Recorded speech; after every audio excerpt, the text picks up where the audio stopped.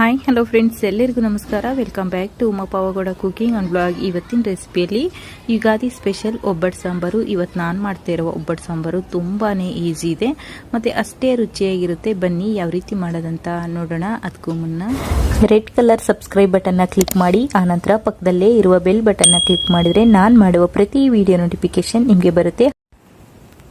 ಒಬ್ಬಟ್ಟು ಸಾಂಬಾರು ಮಾಡೋದಕ್ಕೆ ಈ ಕಪ್ಪಲ್ಲಿ 1 ಕಪ್ ಆಗೋಷ್ಟು ತೊಗರಿಬೇಳೆ ತಗೊಂಡಿದ್ದೀನಿ. ಸುಮಾರು 1/4 kg ಆಗೋಷ್ಟಿದೆ. ಈಗ ಒಂದು ಪಾತ್ರೆಗೆ ಹಾಕೊಂಡು 2 ರಿಂದ 3 ಬಾರಿ ಚೆನ್ನಾಗಿ ತೊಳ್ಕೊಳ್ಳೋಣ. ನೋಡಿ, ಈ ರೀತಿ ತೊಳ್ಕೊಬೇಕು. ಈಗ ಸ್ಟವ್ ಮೇಲೆ ಒಂದು ಪಾತ್ರೆ ಇಟ್ಕೊಂಡು ಈ ಬೇಳೆ ಬೇಯುವಷ್ಟು ಮಾತ್ರ ನೀರು ಹಾಕೊಂಡಿದ್ದೀನಿ. ಯಾಕಂದರೆ ಸ್ವಲ್ಪ ಪ್ರಮಾಣದಲ್ಲಿ ಒಬ್ಬಟ್ಟು ಮಾಡ್ತಿರೋದ್ರಿಂದ ನೀರು ಜಾಸ್ತಿ ಹಾಕಿ ಬೇಳೆ ಕಡಿಮೆ ಹಾಕಿದರೆ ಬೇಳೆ ಬೇಯೋದಿಲ್ಲ. ಹಂಗಾಗಿ ಬೇಳೆ ಬೇಯುವಷ್ಟು ಮಾತ್ರ ನೀರು ಹಾಕ್ಕೊಂಡು ಮತ್ತೆ ಮುಂದೆ ಹಾಕೋಬೇಕಾಗುತ್ತೆ ನೀರು. ನೋಡಿ, ಈಗ ನೀರನ್ನು ಚೆನ್ನಾಗಿ ಕಾದಿದೆ. ಈಗ ತೊಳೆದಿಟ್ಕೊಂಡಿರೋಂಥ ಬೇಳೆ ಹಾಕ್ಕೊಳ್ಳೋಣ. ಈ ಬೇಳೆ ಹಾಕೊಂಡ್ಮೇಲೆ ಈಗ ಒಂದು ಸ್ವಲ್ಪ ಉಪ್ಪು ಹಾಕೊಳ್ಳೋಣ. ಉಪ್ಪು ಹಾಕೋದ್ರಿಂದ ಈ ಹೂರ್ಣ ಏನಿದೆಯೋ ಅದು ತುಂಬ ಚೆನ್ನಾಗಿ ಟೇಸ್ಟ್ ಕೊಡುತ್ತೆ. ಹಂಗಾಗಿ ಸ್ವಲ್ಪ ಉಪ್ಪು ಹಾಕೋಬೇಕು. ಈಗ ಚೆನ್ನಾಗೆಲ್ಲ ಮಿಕ್ಸ್ ಕೊಟ್ಟು ಬೇಯಿಸ್ಕೊಳ್ಳೋಣ. ನೋಡಿ, ಚೆನ್ನಾಗಿ ಕುದಿ ಬಂದಿದೆ. ಈ ಟೈಮಲ್ಲಿ ಇದು ವೈಟ್ ಏನಿದೆಯೋ ಅದನ್ನ ನೀಟಾಗಿ ತಕ್ಕೋಬೇಕು. ಹಾಗೆ ಬಿಟ್ಟರೆ ಹೂರ್ಣ ಚೆನ್ನಾಗಿರಲ್ಲ, ಕಪ್ ಥರ ಕಾಣ್ತಿರುತ್ತೆ, ಚೆನ್ನಾಗಿ ಕಾಣಲ್ಲ. ಹಂಗಾಗಿ ಇದನ್ನ ವೈಟ್ ಇರೋದನ್ನ ತಕ್ಕೋಬೇಕು. ನೋಡಿ, ಈ ರೀತಿ ತಕ್ಕೊಂಡು ಈಗ ಬೇಳೆ ಬೇಯಿಸ್ಕೊಳ್ಳೋಣ. ನೋಡಿ, 50 ಭಾಗದಷ್ಟು ಬೇಳೆ ಬೆಂದಿದೆ. ಈ ಟೈಮಲ್ಲಿ ಈಗ ನಮಗೆ ಸಾಂಬಾರು ಎಷ್ಟು ಬೇಕೋ ಅಷ್ಟಕ್ಕೆ ನೀರನ್ನ ಹಾಕ್ಕೊಂಡು ಹೆಚ್ಚಿಸ್ಕೋಬೇಕು. ಬಿಸಿ ನೀರು ಹಾಕಬೇಕು, ತಣ್ಣೀರು ಹಾಕಂಗಿಲ್ಲ. ಯಾಕೆ ಅಂದರೆ ಸ್ವಲ್ಪ ಕ್ವಾಂಟಿಟಿಯಲ್ಲಿ ಬೇಳೆ ಹಾಕಿರೋದ್ರಿಂದ ಫಸ್ಟೇನೆ ನೀರು ಜಾಸ್ತಿ ಇಟ್ಬಿಟ್ಟು ಬೇಳೆ ಹಾಕಿದರೆ ಬೇಳೆ ಬೇಯೋದಿಲ್ಲ. ಹಂಗಾಗಿ ಅರ್ಧ ಭಾಗ ಬೆಂದಿದೆ ಬೇಳೆ ಅನ್ಬೇಕಾದ್ರೆ ನಾವು ನೀರನ್ನ ಹಾಕ್ಕೊಂಡು ಹೆಚ್ಚಿಸ್ಕೋಬೇಕು. ಡೈರೆಕ್ಟ್ ನೀರು ಹಾಕಿ ಸಾಂಬಾರು ಮಾಡೋ ಬದಲು ಈ ರೀತಿ ಬೇಳೆಗೆ ನೀರು ಹಾಕ್ಕೊಂಡು ಬಸ್ತಿರೋ ನೀರಲ್ಲಿ ಸಾಂಬಾರು ಮಾಡೋದ್ರಿಂದ ಸಾಂಬಾರು ರುಚಿ ಚೆನ್ನಾಗಿರುತ್ತೆ. ಈ ಟಿಪ್ಸ್ನ ಫಾಲೋ ಮಾಡಿ ನೋಡಿ. ನೋಡಿ, ಬೇಳೆ ಹದವಾಗಿ ಚೆನ್ನಾಗಿ ಬೆಂದಿದೆ. ಈಗ ಸ್ಟವ್ ಸ್ವಿಚ್ ಆಫ್ ಮಾಡಿಬಿಟ್ಟು ಇದನ್ನ ಬಸ್ಕೊಳ್ಳೋಣ. ನೋಡಿ, ಈ ರೀತಿ ಬಸ್ಕೊಂಡು ಈಗ ಸಾಂಬಾರಿಗೆ ರೆಡಿ ಮಾಡ್ಕೊಳ್ಳೋಣ. ಈಗ ಒಬ್ಬಟ್ಟು ಸಾಂಬಾರಿಗೆ ಮಸಾಲೆ ನೋಡ್ಕೊಳ್ಳೋಣ. ಸಾಮಾನ್ಯವಾಗಿ ಒಬ್ಬಟ್ಟು ಸಾಂಬಾರು ಅಂದರೆ ಒಣಮೆಣಸಿನ್ಕಾಯಿನ ಬಳಸ್ತಾರೆ. ಆದರೆ ಇಲ್ಲಿ ನಾನು ಇವತ್ತು ಸ್ವಲ್ಪ ಡಿಫ್ರೆಂಟ್ ಆಗಿರಲಿ ಮತ್ತು ಬೇಗ ಆಗಲಿ ಅಂತ ಹೇಳ್ಬಿಟ್ಟು ಸಾಂಬಾರು ಪೌಡ್ರ್ ಬಳಸ್ತಾ ಇದ್ದೀನಿ. ನಾನು 2 ಟೇಬಲ್ ಸ್ಪೂನ್ ಆಗೋಷ್ಟು ಸಾಂಬಾರು ಪೌಡ್ರ್ ತೊಗೊಂಡಿದ್ದೀನಿ. ನಿಮ್ಮ ಖಾರಕ್ಕೆ ಅನುಗುಣವಾಗಿ ತಗೊಳ್ಳಿ. ಹಾಗೆಯೇ ಅರ್ಧ ಸ್ಪೂನ್ ಆಗೋಷ್ಟು ಕಾಳುಮೆಣಸು, 1 ಟೇಬಲ್ ಸ್ಪೂನ್ ಆಗೋಷ್ಟು ಜೀರಿಗೆ, 2 ಗೆಡ್ಡೆ ಬೆಳ್ಳುಳ್ಳಿ, ಹಾಗೆ ನಿಂಬೆಹಣ್ಣು ಗಾತ್ರದ ಹುಣಸೆಹಣ್ಣು, 1 ಈರುಳ್ಳಿ, 1 ಟೊಮೊಟೊ, ಸ್ವಲ್ಪ ಕರಿಬೇವು, ಹಾಗೆ ಸ್ವಲ್ಪ ಕೊತ್ತಂಬರಿ, ಬೆಲ್ಲ, ಸಾಂಬಾರಿಗೆ ಬೆಲ್ಲ.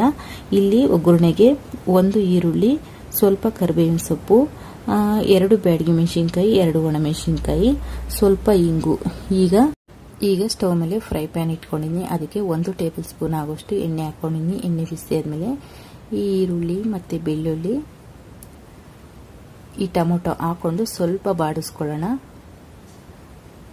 ನೋಡಿ, ಈ ಟೊಮೊಟೊ ಮತ್ತು ಈರುಳ್ಳಿ ಬೆಳ್ಳುಳ್ಳಿ ಎಲ್ಲ ಸ್ವಲ್ಪ ಚೆನ್ನಾಗಿ ಸಾಫ್ಟ್ ಆಗಿದೆ. ಈಗ ಈ ಜೀರಿಗೆ, ಕಾಳುಮೆಣಸು ಮತ್ತು ಈ ಕರಿಬೇವು ಇದನ್ನೆಲ್ಲ ಹಾಕ್ಕೊಂಡು ಸ್ವಲ್ಪ ಚೆನ್ನಾಗಿ ಫ್ರೈ ಮಾಡ್ಕೊಳ್ಳೋಣ. ತುಂಬ ಈಸಿ ಇತ್ತು ನಾನು ಮಾಡಿರೋ ಸಾಂಬಾರು ಮತ್ತು ಚೆನ್ನಾಗಿತ್ತು. ಟೇಸ್ಟ್ ಮಾತ್ರ ತುಂಬಾ ಚೆನ್ನಾಗಿತ್ತು. ನೋಡಿ, ಒಗ್ಗರಣೆ ಎಲ್ಲ ಚೆನ್ನಾಗಿ ಫ್ರೈ ಆಗಿದೆ. ಈಗ ಲಾಸ್ಟಲ್ಲಿ ತೆಂಗಿನಕಾಯಿ ಹಾಕೊಳ್ಳೋಣ. ಸ್ಟವ್ ಸ್ವಿಚ್ ಆಫ್ ಮಾಡಿಬಿಟ್ಟು ಹಾಕ್ಕೋಬೇಕು. ಈ ಬಿಸಿಗೇನೆ ತೆಂಗಿನಕಾಯಿ ಆಗುತ್ತೆ ಮತ್ತು ಇದು ನುರ್ಕೊಳ್ಳೋಕೆ ಹೋದರೆ ಕಪ್ಪಾಗುತ್ತೆ. ಹಂಗಾಗಿ ಸ್ಟವ್ ಸ್ವಿಚ್ ಆಫ್ ಮಾಡಿಬಿಟ್ಟು ಹಾಕ್ಕೊಳ್ಳೋಣ.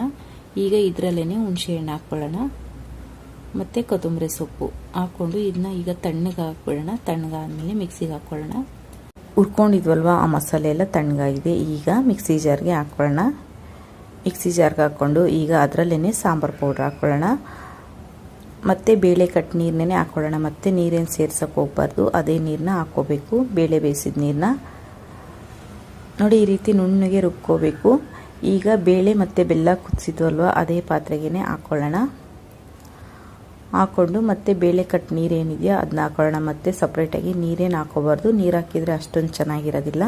ಹಾಗಾಗಿ ಬೇಳೆ ಬಸ್ತಿರೋ ನೀರು ಎಷ್ಟಿದೆಯೋ ಅಷ್ಟನ್ನು ಹಾಕ್ಕೊಂಡು ಈಗ ಇದರಲ್ಲಿ 1 ಉಂಡೆ ಆಗೋಷ್ಟು ಹೂರ್ಣನ ಹಾಕ್ಕೊಳ್ತಾ ಇದ್ದೀನಿ. ಹೂರ್ಣ ಅಥವಾ ಬೆಲ್ಲ ಯಾವ್ದು ಬೇಕಾದರೂ ಹಾಕ್ಕೋಬೋದು. ನಾನು ಬೆಲ್ಲನೂ ತೋರಿಸಿದ್ದೆ, ಆದರೆ ಇಲ್ಲಿ ನಾನು ಈಗ ಹೂರ್ಣ ಹಾಕ್ಕೊಳ್ತಾ ಇದ್ದೀನಿ. ಹಾಕ್ಕೊಂಡು ಚೆನ್ನಾಗೆಲ್ಲ ಮಿಕ್ಸ್ ಮಾಡಿ ಈಗ ರುಚಿಗೆ ತಕ್ಕಷ್ಟು ಉಪ್ಪು ಹಾಕಿ ಸ್ಟವ್ ಆನ್ ಮಾಡ್ಕೊಬಿಟ್ಟು ಇದನ್ನ ಕುದಿಯೋದಕ್ಕೆ ಬಿಡೋಣ. ನೋಡಿ, ಸಾಂಬಾರು ಕುದಿ ಬಂದಿದೆ. ಈ ಅದಕ್ಕಿದ್ರೆ ಸಾಕು ಸಾಂಬಾರು. ಇನ್ನು ಕುದಿತಾ ಗಟ್ಟಿಯಾಗಿಬಿಡುತ್ತೆ. ಹಂಗಾಗಿ ಈ ಅದಕ್ಕಿದ್ರೆ ಸಾಕು.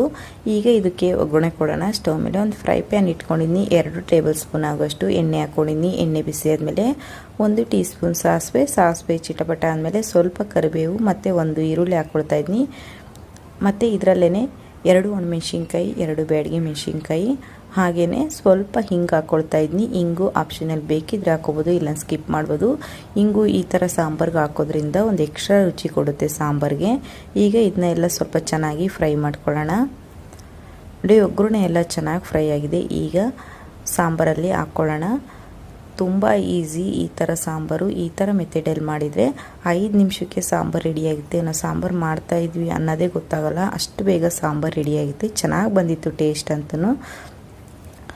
ಆಲ್ರೆಡಿ ಇಂದಿನ ರೆಸಿಪಿಯಲ್ಲಿ ಒಬ್ಬಟ್ಟು ಯಾವ ರೀತಿ ಮಾಡೋದಂತ ಶೇರ್ ಮಾಡಿದ್ದೀವಿ. ಬೇಕಿರೋರು ಲಿಂಕ್ನ ಹಾಕಿರ್ತೀವಿ, ಚೆಕ್ ಮಾಡ್ಬೋದು. ನೋಡಿ, ಯುಗಾದಿ ಸ್ಪೆಷಲ್ ಒಬ್ಬಟ್ಟು ಸಾಂಬಾರು ರೆಡಿಯಾಗಿದೆ.